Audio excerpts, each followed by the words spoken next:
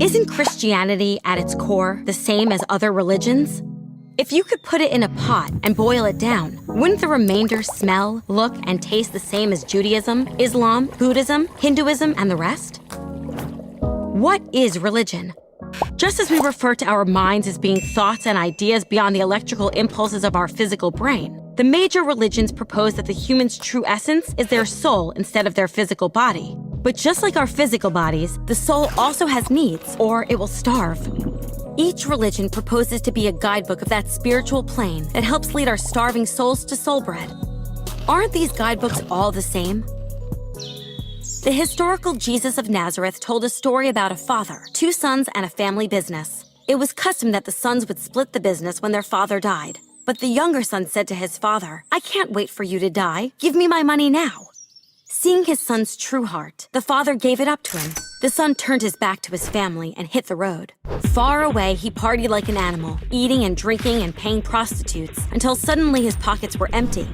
In desperation, he found a job feeding pigs.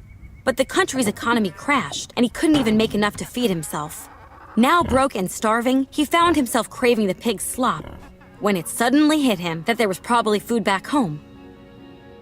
What do you think? Should this father let him back into the house? As long as the son works hard to pay his father back, then he should be able to get a place at the family table again, right? Let's see how Jesus ended this story. The son decided to return, admit his wrong, and ask his father for a minimum wage job. But still a ways from home, his father spotted him and ran out to him and wrapped him in a bear hug. Remorseful, the son began his plea. "Dad, you shouldn't even call me your son anymore." But the father put a fine robe on him and a ring with the family crest. He told his workers, "Get the best meat and prepare a welcome home feast, for this son of mine was dead and has come to life again. He was lost and has been found."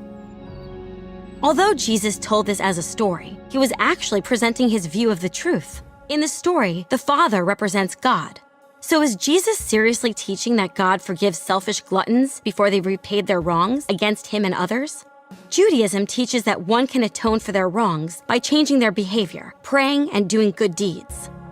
Islam says we can move towards paradise by performing the 5 pillars. Hinduism claims that if we store up enough good karma, we will reunite with Brahman. Buddhism says we can enlighten and discipline ourselves into nirvana by practicing the 8-fold path.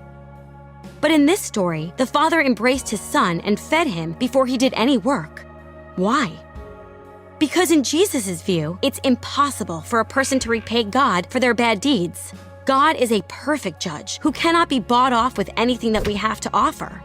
Jesus said that when we die, we will face God with all of our deeds laid out. None of us is completely morally perfect, and none of us will stand a chance of justifying ourselves. Then, is there hope for us? Jesus believed so, and staked his life on it. He claimed to be God in human form who came to pay our moral debt with his innocent life, so that if anyone truly believed and surrendered to him, they would receive a full pardon from God and the power to change how they live. Other religions teach that our own self-sacrifice can pay our debt, but Jesus taught that only God's own self-sacrifice can pay our debt.